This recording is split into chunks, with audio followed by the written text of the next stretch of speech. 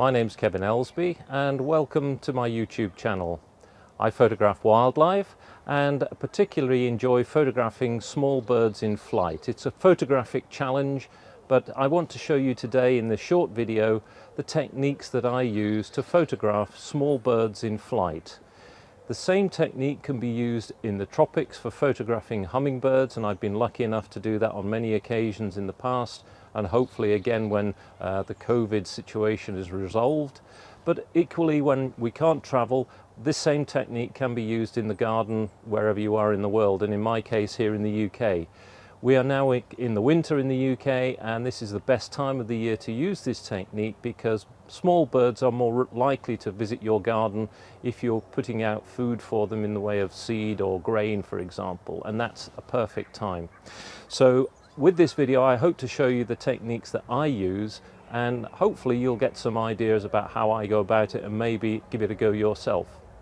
So the technique that I use is aimed at freezing the action completely, and to do that I use flash guns. Several flash guns firing off at the same time, and at the same time as that I'm also underexposing the exposure on the camera in order to eliminate any ambient light source which would give a ghosting effect on the pictures that you end up with. So all the light for the image comes purely from the flash guns. Okay, so this is all the equipment that I use for taking the multi-flash images. We've got several tripods to the left here and also to the right and also along the bottom. Those are there for holding the flash guns in place. And then I'm using anything up to 6 flash guns. So these are all Godox flash units, very, very reliable, much cheaper than the model camera that you might have. They're sort of third-party Chinese imports, but they're excellent value for money. In addition, I've got an artificial background because if I'm photographing with flash, because the flash fall off is quite a short distance, unless you're photographing right up against some vegetation, the chances are you'll end up with a black background. So we use artificial backgrounds here to provide a background to illuminate the bird against. And finally, what we have here is the stand to put the artificial background on. So what I'll do now, I will shoot a time lapse just to give you an idea about how everything's put together, and then I'll walk you through how everything is once we're finished.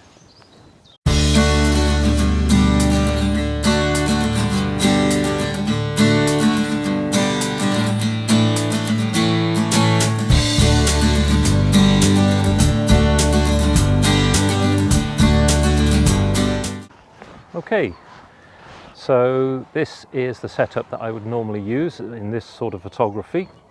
So over here I've got my artificial background on these light stand, and the background is anything you like really, vegetation, sky. I sometimes use sky as a background. Basically the important thing is though that it needs to be printed on matte paper, otherwise when the flash fires that reflect a lot of the light from a glossy paper. And it's an A3 size print, and I've got a selection of them. You can use them to give a bit of variety to the shots that you take. The print is actually held on this relatively thick cardboard with 4 clips, and you can transfer onto a new background relatively quickly as a result. The only problem with the backgrounds is if it's a particularly windy day, there is a chance that it could get blown over, so that needs to be borne in mind. So I've got 2 flash guns pointing at the background, and they're about 8 inches to 12 inches from the background itself. And now, in addition to the seed feeder that I've introduced, I've also got a branch which I'm hoping for the birds to land on. So it's always worth paying attention to the branches that you use in setups like this. You don't really want a boring looking branch, or certainly one that looks as if it could be man-made. So look around and choose the best ones, the most attractive ones that you can find. And this one, although I've used it already and wouldn't use it again, it started life as being quite attractive with a lot of lichen on it. And I've put that about 3 or 4 inches in advance of the feed tray. So the birds are obviously going to go to the feed tray, but I'm hoping that they'll come in and perch on the branch here first before they go into the tray. And this branch is about 4 inches, 5 inches maybe from the seed feeder. So birds are going to come in this direction and then onto the seed itself. What I'm aiming for are birds in this plane here, so that they're going to be about 2 or 3 inches before the branch itself. So that's where you need to be aiming your focus when you come onto that. Behind that, I've got the other four flash guns in various different positions, and one of the arts of this sort of photography is the arrangement of the flash guns that you have to get the best sort of quality image. You can use a minimum of 2, perhaps 3 flash guns to do this sort of photography, but the more flash guns that you use, the lower the power output of the flash guns that you can use, and that in turn results in a faster relative shutter speed. So these are the 6 flash guns that I use, as I say, in the arrangement that you see now. So that's my setup. So what I'm going to do now is use my remote control release to be able to fire the flash guns all simultaneously, I hope. Here we go. And that's the beauty of this. You can actually do all this sort of photography from an indoor position using a wireless remote trigger that I have here. So I'll just show you the backs of the flash guns to give you an idea about the settings that I use on the flash. Well, what you see now is the view that I would normally get from the camera position, but obviously I'd be using a telephoto lens, so that all I would be seeing would be from this level upwards. So I wouldn't have this in the frame, but I'd have most of the artificial background in the frame. So this is just to show you the screen of one of the flash guns that I use. They're all set up similarly. They have to be, and they all need to be on the same channel, else they wouldn't fire at the same time when you press the shutter on the camera. But they're all in manual mode, and this one you see is at 24mm, but you can go a little bit wider, I think, on this flash. Set in manual mode at the moment, that's on 1/64th power, and they're all fired wirelessly. They all need to be at the same power output, otherwise you'll get a little discrepancy in the resultant image. So this is just to show you the top of the Godox transmitter, and you've got various different channels. All the flash guns need to be on the same channel. And the beauty of this is they're all on channel A at 1/64th power output. If I wanted to change the power output for any of them, I will do them all at the same time just by rotating this knob here underneath and then pressing set. So now they're all on 1/32nd power. Okay, so now I've shown you how everything fits together in the outside world in terms of where to position the flashes, how to hang them all together, where to put the background and so on. I thought I'd just walk you through the settings that I actually have on my camera when I've got everything set up in order to take the photos of the birds in flight. So you're looking here at the first screen menu of my Sony A9 camera, and I'll walk you through the settings that are relevant to this. So first of all, you'll notice that at the top in orange, the file format, I only shoot in RAW. I would always encourage any photographers to shoot in RAW because it gives you the highest possible quality image to deal with. I don't use uncompressed RAW files unless I'm really in a hurry. Tend not to do that, again, because it does reduce the image size and you're losing data that you might otherwise wish to keep. Similarly, at the bottom of the screen here, I don't use the APS-C unless I've got a particularly distant animal or bird. This is not relevant to birds in flight using multi-flash that we're talking about. So moving on to menu 2 of 14, I shoot in Adobe RGB, always have done, but I can convert images later on in processing if I need to send them to the web. Page 3 of 14, none of this is relevant, self-timer and interval shooting to what we're aiming to do with multi-flash, so we'll move on. And similarly, this isn't relevant either. So page 5. Really, the area we're looking at here is focus area, but again, because we're using manual focus, that's really not as much important as if we were using autofocus, so we'll skip over that one too. Number 6, again, for if you were photographing wildlife without flash, then some of these settings, for example the IAF and Animal AF that Sony cameras have nowadays, would be very worthwhile using, but for our purposes it's not relevant. Moving on to page 7, none of this is relevant, again because it's all to do with autofocus, and same with page 8. However, on page 9, the one we need to change here is the ISO setting. So at the moment it's on ISO 2500, and I may have been shooting birds or mammals, and that's where you can use a very high shutter speed, ISO setting rather, particularly with these cameras that are very good at high ISOs. But for our purposes, for multi-flash photography, we're going to reduce that quite a lot lower. And in fact, you could probably start with something like 400, 320 or even 250 just to get the ball rolling and check on the back of the camera what does the histogram look like, and you can alter that accordingly in camera to either lighten or darken the image that you're getting. So that hopefully is fairly straightforward for people, and you understand that. Next thing to move on to is page 11.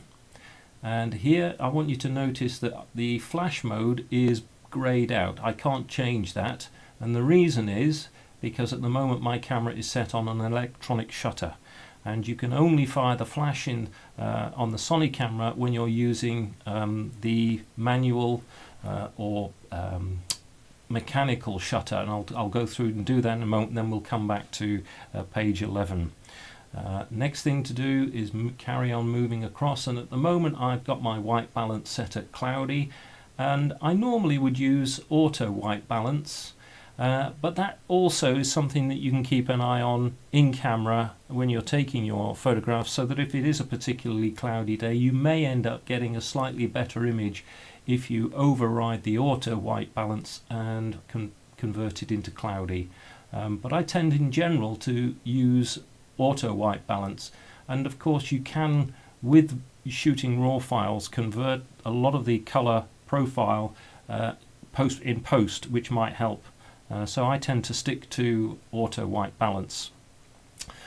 Next thing we need to move on to is page 13, and because we're focusing manually, and I hope you're able to judge the size of that twig, that perch that the birds were going to come in on, you might find, because it is so thin, that if you switch the focus magnification assist on, when you start turning the manual focus ring on the lens, it will give you a bigger image and enable you to get a pinpoint area of focus. So that could be quite handy, and I do use that quite a bit with this technique. So that's page 13. 14 is irrelevant. The next few pages are devoted to movie mode, but we'll go on to page 5 of 11, and this is where we change the shutter type from electronic, which doesn't allow us to shoot the flash, through up to mechanical. And now we're on mechanical shutter, and if I move across back to page 11 of 14, you will now see that flash mode has enabled. So I'm now in fill flash, which is the setting I need to be on. And the other thing to change is wireless flash, which needs to be on. So now there's all my settings. That's what I would be looking at through the viewfinder.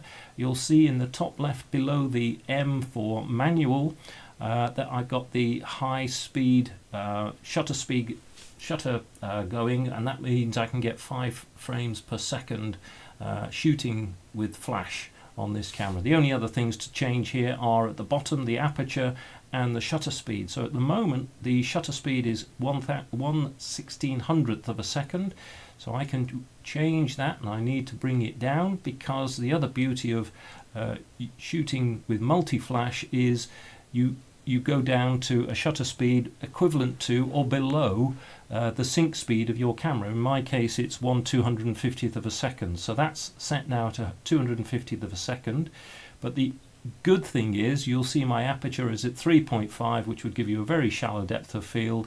The beauty of using multi-flash is that I can bring that up and start off something like f14 or f16.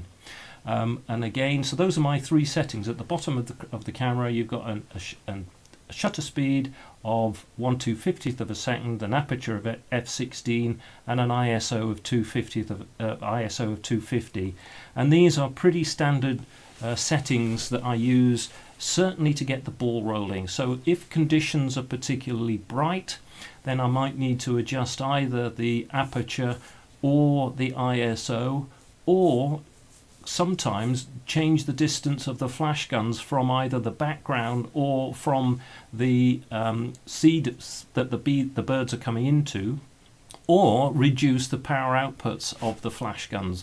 And the beauty of the electronic transmitter that I use on the hot shoe of my camera is I can do all that from the camera. I don't need to walk around each individual flash gun changing the power output individually. I can do it all completely without moving from the position I am in, either my hide or actually at the camera itself. So I hope that's proved helpful for people. Obviously this is the Sony system that I'm using. I've also in the past used a Canon system using the same sort of technique, but obviously settings are slightly different there, and triggering of the flash guns and so on. The thing that stays the same really is the shutter speed, the 1/250th of a second, the aperture, and also the ISO, because the principle is the same. It's just that individual manufacturers do things slightly differently from Sony and from each other. Right, so I hope that's helped, and by all means do have a look at some of my photos on my website, and also if you've got any questions, please feel free to drop me an email and I'll see if I can answer in a positive way. Thanks very much.